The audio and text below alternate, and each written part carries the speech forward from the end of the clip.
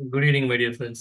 தொட்டனை தொரு மணற்கேணி மாந்தருக்கு கற்றனை தொரு அறிவு. So I am presenting this video for UPSC aspirants.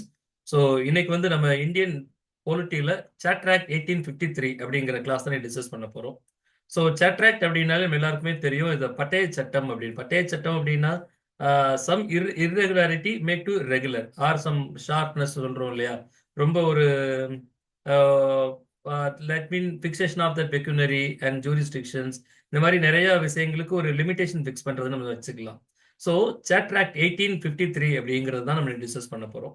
So first இந்த 1853ல என்ன ஒரு ஸ்பெஷல் பார்த்தோம் அப்படின்னா, so the first time the power of that legislative council has been separated into that executive council and also legislative council. இப்போ எப்படி நம்ம வந்து ஒரு பார்லிமெண்டரி ஆக்டிவிட்டி பார்க்குறோம் இல்லையா, is look like mini parliament மாதிரியே ஒரு கிரியேட் பண்ணக்கூடிய ஒரு ஆக்ட் தான் என்ன சொல்றது அப்படின்னா சாட்ராக்ட் 1853.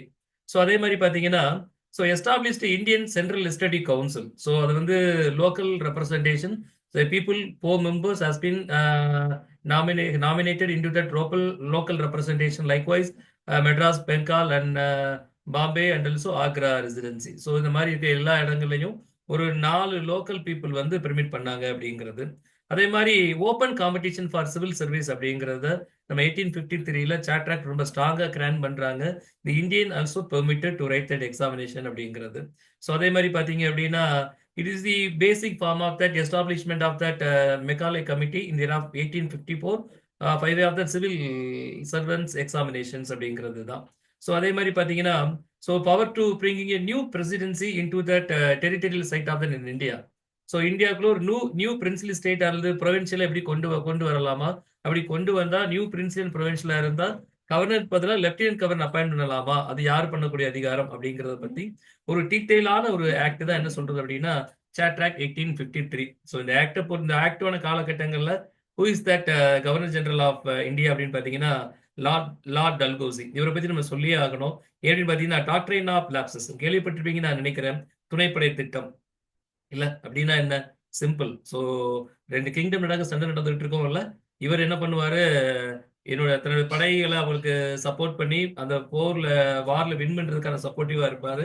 அதுக்கப்புறம் ஆட்சியிலையும் பங்கு, அதிகாரத்திலையும் பங்கு ஆயிரும் இல்லையா. சரிங்க. ஸோ அதே மாதிரி பாத்தீங்கன்னா இருப்பு பாதையின் தந்தை அப்படின்னு வேற சொல்லலாம். ஏன் அப்படின்னா இவரோட காலகட்டத்துல தான் 1853ல மும்பை டு தானே ஃபர்ஸ்ட் ரயில்வே ட்ராக் எல்லாம் ஃபார்ம் பண்ணாங்க. ஸோ இந்தியாவில் இருக்கக்கூடிய நிறைய சைட்ஸ்ல ரயில்வே ட்ராக் எக்ஸ்டென்ஷன் பெரியல நடந்தது அப்படிங்கிறது தான். அதனாலதான் இவரை இருப்பு பாதையின் தந்தையும் கால் பண்றோம். ஸோ பட் த சாட்ராக்ட் அப்படிங்கிறது இவரோட காலகட்டத்தில் கிரியேட் பண்ணப்பட்டது. ஸோ இப்போதைக்கு நம்ம என்ன தெரிஞ்சுக்கிட்டோம் அப்படின்னா, what are the special feature of the charter act, என்னெல்லாம் ஃபீச்சர் ஆஃப் தி சாட்ராக்ட் 1853. ஒவ்வொரு சாட்ராக்டுக்கும் ஃபீச்சர் ஆக்ட் இருக்கு, ஸோ ஃபீச்சர் ஃபேக்ட் இருக்கு. இப்போ சாட்ராக்ட் 1853 பொறுத்த வரைக்கும் this the last charter act in India established that British government, so with support of that East India company அப்படின்னே சொல்லலாம் இல்லையா. ஸோ 1850 என்ன ஸ்பெஷல் ஃபீச்சர் டிஸ்கஸ் பண்ணோம், separation of the power, likewise legislative and executive. அதே மாதிரி establishment of Indian legislative council and open competitive examination, so Macaulay committee establishment and power to bring new principal and provincial side அப்படின்னு சொல்லி ஏகப்பட்ட திட்டங்களை அடுக்கடுக்கா நிறைய update பண்ணிட்டே இருக்கிறது தான் நம்ம சாட்ராக்ட் 1853 பார்த்தோம். பட் இதை பத்தி இன்னும் டீட்டெயிலாக டிஸ்கஸ் பண்றதுக்கு முன்னாடி, what is the need of the charter act and what is it says, எதுக்கு இது தேவை, இது என்ன சொல்லுது அப்படிங்கிறது தான். இப்போ சாட்ராக்ட் அப்படின்னாலே நம்ம பட்டய சட்டம் சொல்லிட்டோம். இது வந்து பாத்தீங்க அப்படின்னா to get some crystal idea we have to discuss the travel in beginning into that from the year of 1793. கிட்டத்தட்ட 1793ல ஃபர்ஸ்ட் சாப்டர் கிரியேட் பண்றாங்க. ஸோ அதுதான் சாட்ராக்ட் 1. Subsequent every 20 years consecutive of 20 years the chatract has been creatively consecutive. Likewise 1793 and 1813 and 1833 and 1853. இந்த சாட்ராக்டுக்கும் east India கம்பெனிக்கும் என்ன relative இருக்கு, எப்படி British government வந்து இந்த பில்லை பாஸ் பண்றாங்க அப்படிங்கிறது தான். ஸோ நார்மலா இதை பத்தி நம்ம இன்னும் கொஞ்சம் பெட்டரா புரிஞ்சுக்கணும் அப்படின்னா, ஏன் ஒவ்வொரு 20 ஆண்டுகள் அப்படின்னு பாத்தீங்க அப்படின்னா is make like contract. Like பாத்தீங்க அப்படின்னா இப்போ ஈஸ்ட் இந்தியா கம்பெனி உள்ள நமக்கு ஆரம்பத்துல வராங்க 16th century, நம்ம எல்லாருக்குமே தெரியும். ஸோ 16th centuryல உள்ள வராங்க. East India company trading commenced and subsequent dispute also arised. To sort out and rectify the dispute, the military power has been so deputed by that British government. So on behalf of that இல்லைன்னா diwani tax போடுறாங்க. சின்ன வயசுல படிச்சிருப்பீங்கன்னு நினைக்கிறேன் இல்ல, திவானி அப்படின்னு tax இருக்கும். 2 commodity transfer ஆகும்போது, commodity currency exchange ஆகும்போது பார்த்தீங்க அப்படின்னா, டிஸ்பியூட் ரிசால்வ் பண்றதுக்காக இந்த மிலிட்டரி பவர்ஸ் யூட்டிலைஸ் பண்ணப்படுது. ஸோ அதே மாரி பார்த்தீங்கன்னா, இந்த என்ன பார்த்தீங்கன்னா, commander and chief commander and also governor. So governor of Bengal, governor of Madras, governor of பாம்பேன்னு சொல்லி ராபர்ட் கிளைவ். உங்களுக்கு தெரியும் நான் நினைக்கிறேன். ஸோ ஹிஸ்டாரிக்கல் ரெஃபர் பண்ணா நெறைய அங்க கர்நாடிக் வாரா இருக்கட்டும், மைசூர் வாரா இருக்கட்டும், எப்படி இந்தியாவோட கிங்டம் வந்து ரிவோல்ட்ல இருக்கும்போது, எப்படி இவங்க வந்து சப்சிடியரா சப்போர்ட் பண்றாங்க, எப்படி ஆட்சி அதிகாரத்துல பங்கு வகிக்கிறாங்கன்னு ஹிஸ்டாரிக்கல் ரெஃபர் பண்ணலாம். இந்த காலகட்டத்துல ஈஸ்ட் இந்தியா கம்பெனிக்கும், பிரிட்டிஷ் கவர்மெண்ட்டுக்கும் ஒரு ஜென்டில்மேன் அக்ரிமெண்ட் மாரி செயல்படக்கூடியதுதான் இந்த சாட் ஆக்ட். ஆரம்பத்துல சாட் ஆக்ட் பார்த்தீங்க அப்படின்னா, maximum power with respect to that political administration has been vested into the East India Company. ஏன்னா ஈஸ்ட் இந்தியா கம்பெனி இங்க கமாடிட்டி காமர்ஸ்க்காக இங்க வரும்போது பாத்தீங்க அப்படின்னா, பிரிட்டிஷோட நேரடியான கண்ட்ரோல் எதுவும் இல்லை. ஸோ எப்படி இப்போ நம்ம வந்து இப்போ ஒரு ஃபாரின் கண்ட்ரி போய் ஒரு பொருள் கமாடிட்டி நம்ம ஒரு ட்ரேட் பண்றோமோ அது மாதிரி தான் இருந்தது. But they make the rule. என்ன ஆரம்ப காலத்தில் என்ன பண்ணாங்க அப்படின்னா, so East India Company rule ஒன்று கிரியேட் பண்ணாங்க. Who are the board of directors and who has the power and what is that establishment அப்படிங்கிறத நிறைய எலாபரேட் பண்ணிட்டே வராங்க. இதெல்லாம் ஈஸ்ட் இந்தியா கம்பெனியோட ரூல் தான். இந்த ரூல் அவங்களும் மட்டும்தான் பொருந்தும் அப்படிங்கிறது.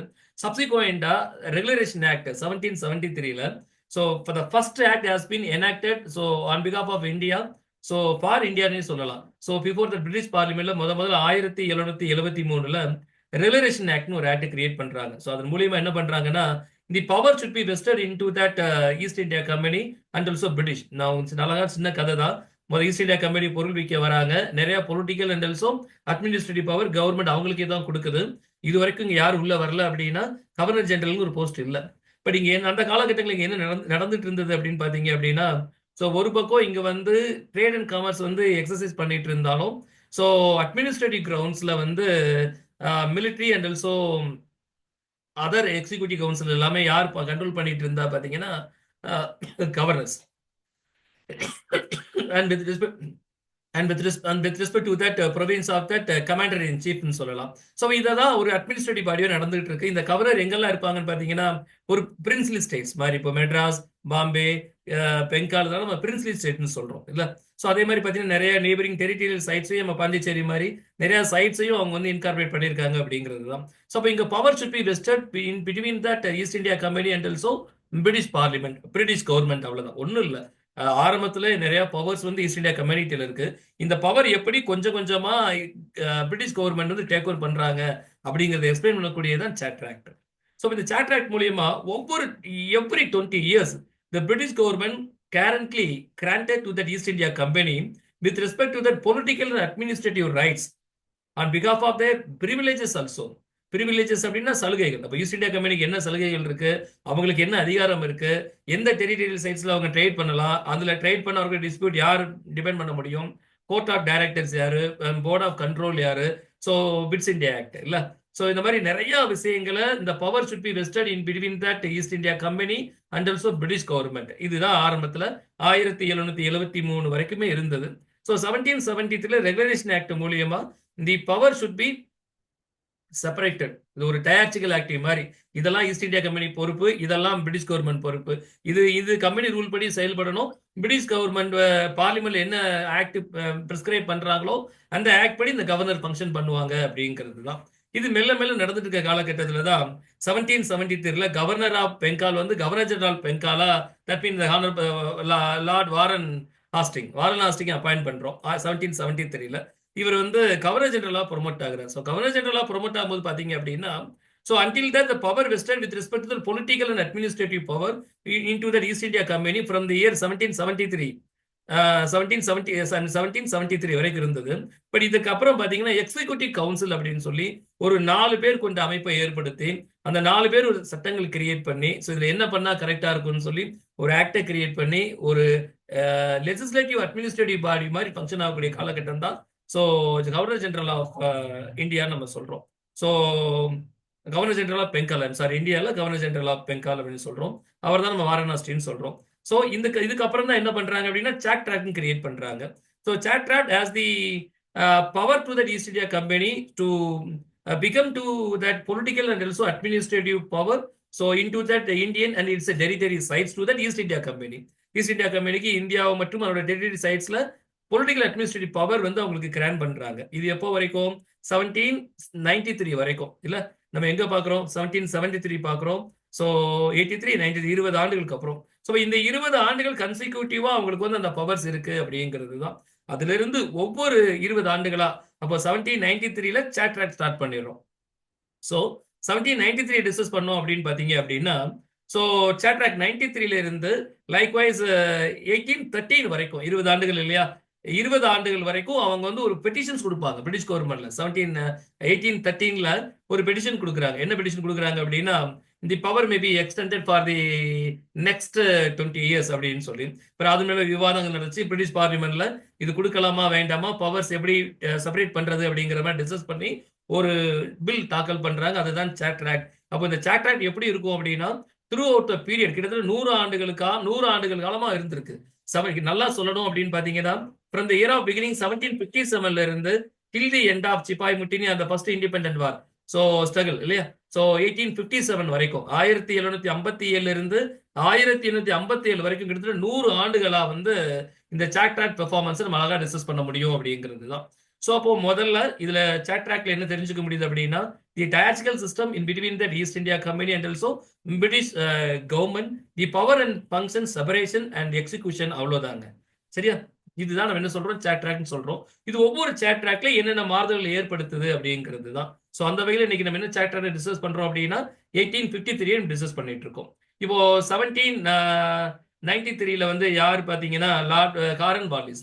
இப்போ 1773ல வாரன் ஹாஸ்டிங், 1793ல காரன் வாலிஸ். அப்புறம் அடுத்த 20 ஆண்டுகள் 1813ல பாத்தீங்கன்னா Lord Minto number 1, Lord Minto 2 பின்னாடி வருவார்.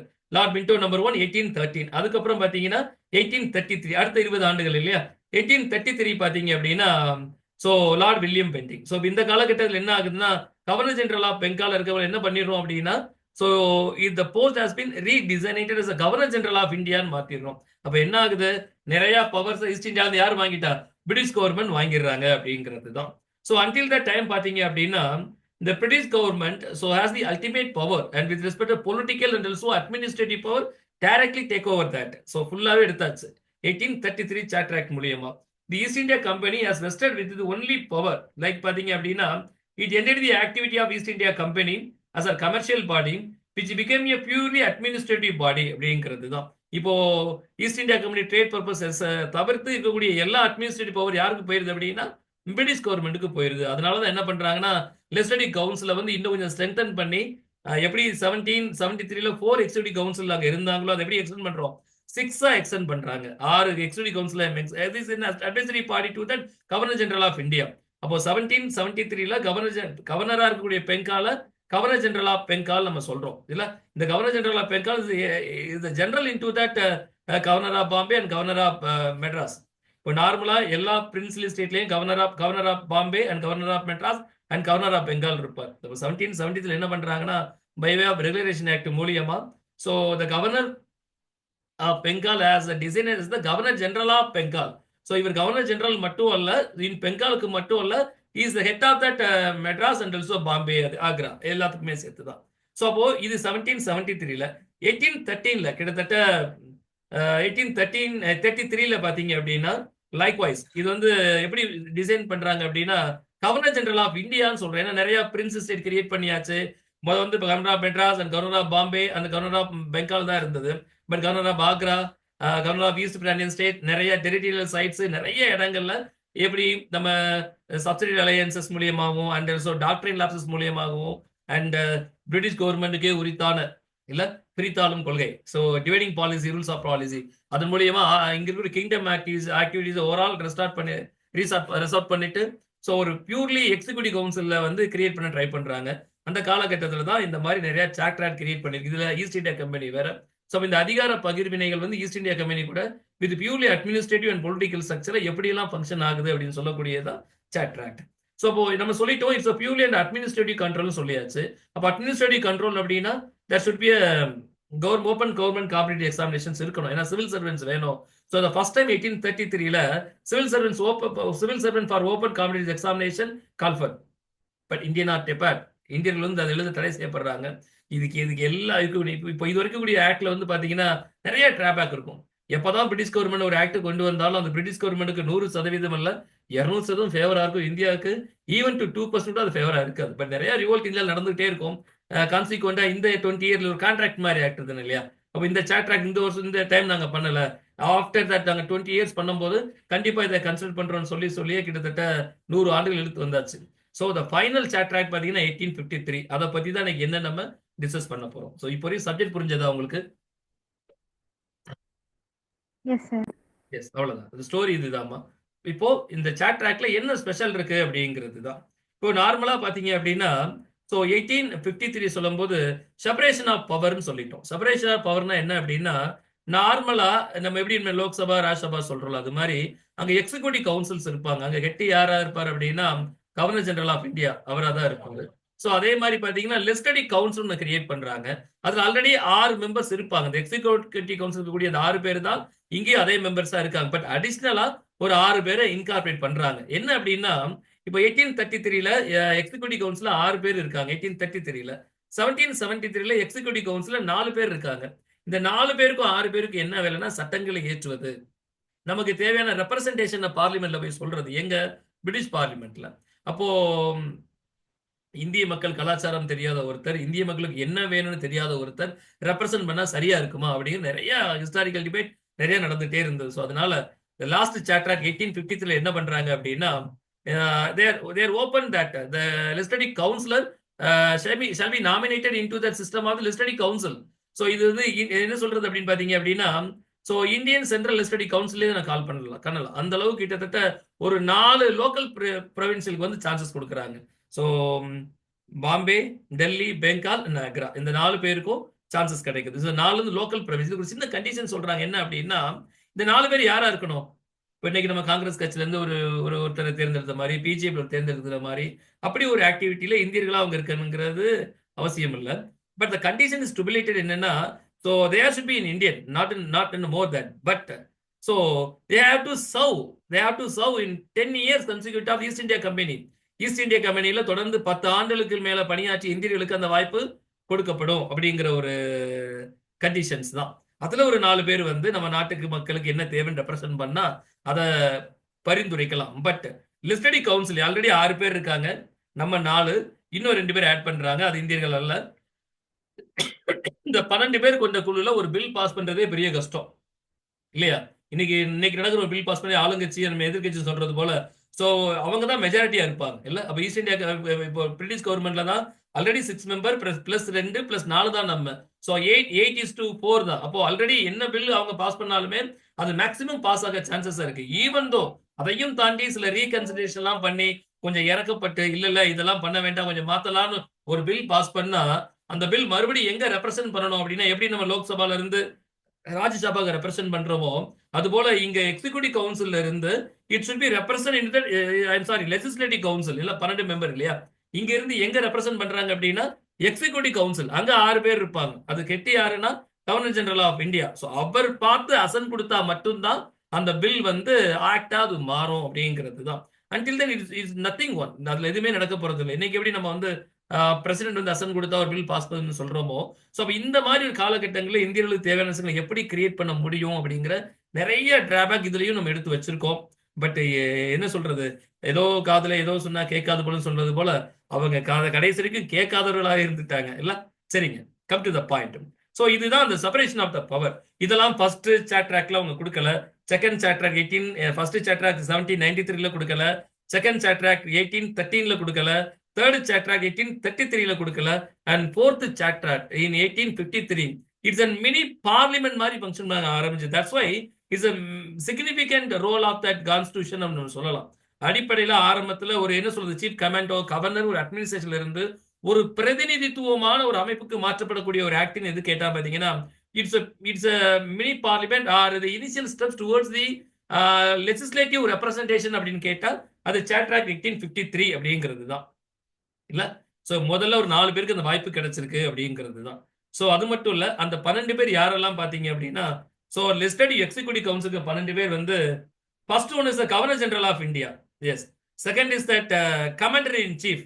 இந்த 2 பேர் ஆச்சு. சோ அதுக்கடுத்து 4 பேர் என்னன்னு பாத்தீங்கன்னா, so 4 member of the governor general of executive council. அதுல 4 பேர் இருப்பாங்க இல்லையா, அவங்க சேர்ந்துதான். அப்ப இதுலயே 6 பேர் முடிஞ்சு போச்சு. So come to the point.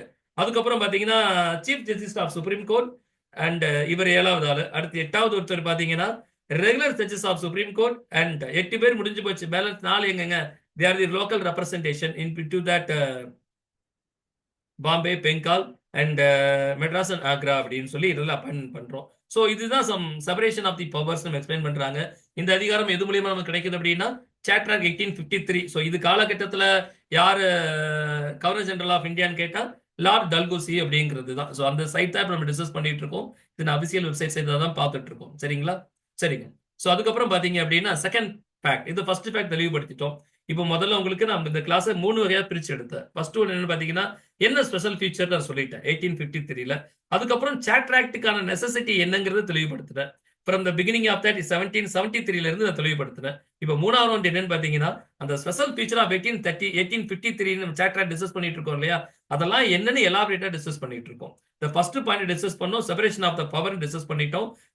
Legislative council and executive council. Executive கவுன்சில்ல 6 பேர் இருப்பாங்க, லெஜிஸ்லேட்டிவ் கவுன்சில்ல 12 பேர் இருப்பாங்க.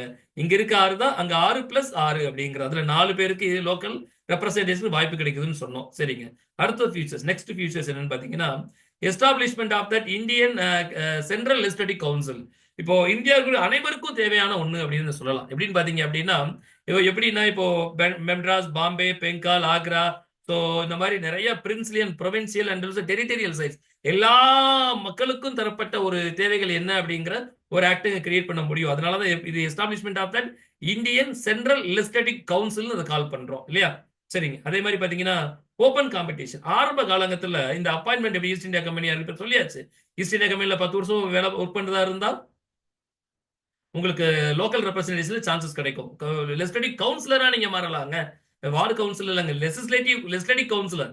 So 4 legislative councillor have the chances in India இல்லையா? ஸோ அப்போ அந்த ஈஸ்ட் இந்தியா கம்பெனில போஸ்டிங்கா இருக்கட்டும், அல்ல பொலிட்டிக்கல் அட்மினிஸ்ட்ரேஷன் ஜாயின் பண்ணணும் அப்படின்னா ஸோ நார்மலா எப்படி இருந்தது பாத்தீங்க அப்படின்னா based on the recommendation the appointment proceedings are presented. But 1853, so make a scrutinize on the posting with respect to that administration body. So purely based on competitive examinations.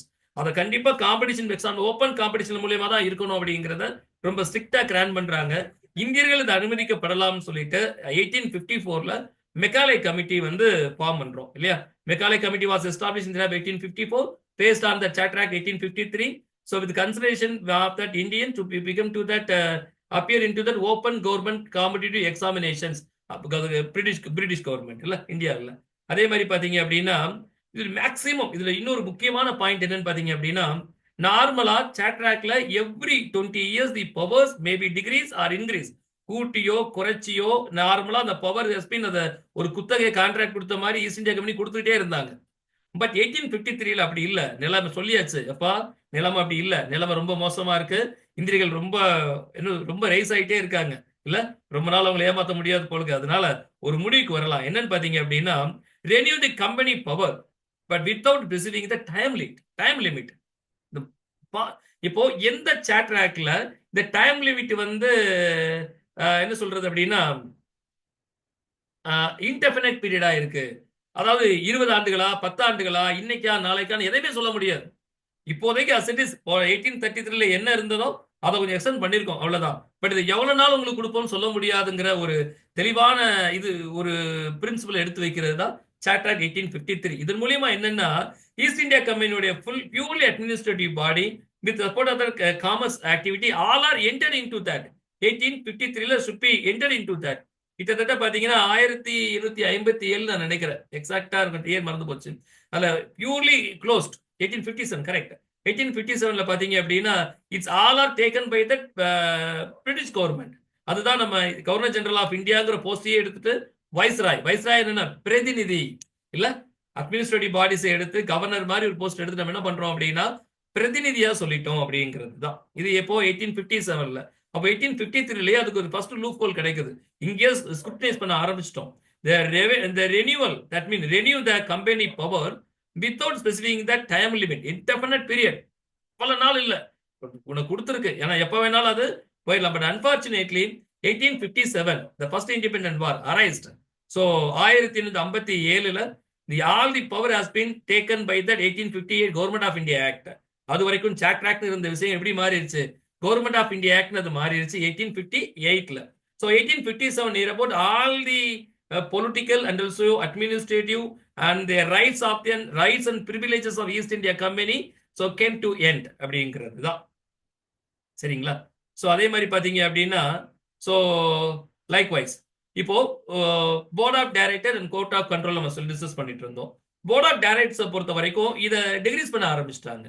முதல்ல 6 பேர் இருந்தாங்க, அப்புறம் 24 பேரா மாறிட்டாங்க. But 1853 the board of member, that mean East India company board of directors, the strength of the board of director has been decreased by the slab into that.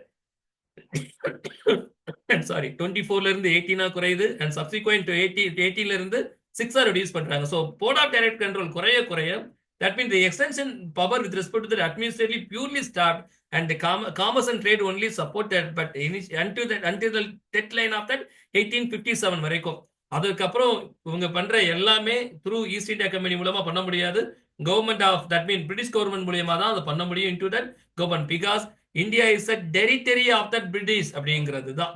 இந்தியாவை வந்து ஒரு colony, British கண்ட்ரியோட காலனி. மேப் பார்த்தீங்கன்னா நம்ம சிரிப்பு தான் வரும். British சின்ன நாடா இருக்கும், இந்தியா இவ்வளவு பெரிய நாடா இருக்கும் இல்ல. ஒரு சின்ன பையன் வந்து ஒரு பெரிய கயிறை எடுத்து நான் உங்க இந்த ஊரே கெட்டிடுவேன்னு சொன்னா நம்ம நம்ப மாட்டோம் இல்லையா? ஆனா அன்னைக்கு நம்ம நம்ம நம்பிட்டோம்னு நினைக்கிறேன் இல்ல. ஸோ ஏன்னா அந்த அளவுக்கு அட்மினிஸ்ட்ரேட்டிவ்ஸ் வந்து ரொம்ப ரூல்ஸ் அண்ட் ரெகுலேஷன்ஸ் ரொம்ப கிளியரா இருந்ததுனால நமக்கு ரொம்ப புதிதா இருந்தது. But we are separated from that. இங்க இனமாகவும் மதமாகவும் மொழியாகவும் மனித நிறைய பிரிஞ்சு இருக்கிறதுனால இது ஒரு ஈவென்ட் இதற்கு கொண்டு வரதுக்குள்ள ரொம்ப கஷ்டம் தான். பட் அதனால அது நிறைய கன்ஃப்ளிக்ட் நமக்குள்ள ஏற்படுத்திருச்சு. But even though so we got independent and we become to republic in to that அப்படிங்கிறது தான். So the last discussion with respect to that என்னன்னு பார்த்தீங்க அப்படின்னா, power bringing the new princely நம்ம டிஸ்கஸ் பண்ணோம். நியூ பிரின்ஸ்லி அப்படின்னா இப்போ 1833 and அதே மாதிரி பார்த்தீங்கன்னா லைக்வைஸ் 1854 வந்து பார்த்தீங்க அப்படின்னா சிந்து அண்ட் ஆல்சோ பஞ்சாப் வந்து ஒரு நியூ ப்ரொவின்சியல் அண்ட் பிரின்சி சைட்ஸா வந்து பிரிட்டிஷ் கவர்மெண்ட் இன்கார்பரேட் பண்ணியிருப்பாங்க. இந்த மாதிரி பண்ணணும் அப்படின்னா அதை வந்து லெப்டினன்ட் கவர்னர் அப்பாயின்ட், அதாவது துணைநிலை ஆளுநர் பதவி சொல்றோம் இல்லையா. இங்கெல்லாம் கவர்னர் இருப்பாங்க, governor of Bengal, governor of Madras இருப்பாங்க, கவர்னர் ஆஃப் பெங்கால் இருப்பாங்க, governor of Haryana Bombay, governor of ஆக்ரான் இருப்பாங்க. பட் இவங்களுக்கெல்லாம் சேர்ந்து கவர்னர் ஜெனரல் ஆஃப் இந்தியான்னு ஒருத்தர் இருப்பாரு. புதுசா ஒரு territorial sites become to that princely or provincial சைட்டா வந்ததுன்னா அங்க வந்து லெப்டினன்ட் கவர்னர் போஸ்டிங்க அப்பாயின்மெண்ட் பண்ணுவாங்க. அந்த போஸ்டிங் அப்பாயின்மெண்ட் பண்ணக்கூடிய அதிகாரம் யாருக்கு இருந்தது அப்படின்னா கவர்னர் ஜெனரல் ஆஃப் இந்தியாவுக்கு தான் இருக்குன்னு நம்ம சொன்னாங்க இல்லையா. அதே மாதிரி சுப்ரீம் கோர்ட் ஜட்ஜஸ் அப்பாயின்மெண்டா இருக்கட்டும், அல்லது நம்ம சொன்னோம் இந்த சாட்ராக்ல வந்து 12 லெஜிஸ்லேட்டிவ் கவுன்சில் 12 மெம்பர் இருப்பாங்க.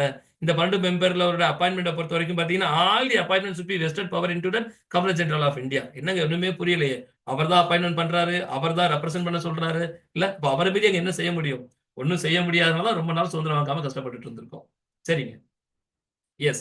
So that's of the discussion today with respect to 1853 charter act. இது புரிஞ்சதா உங்களுக்கு?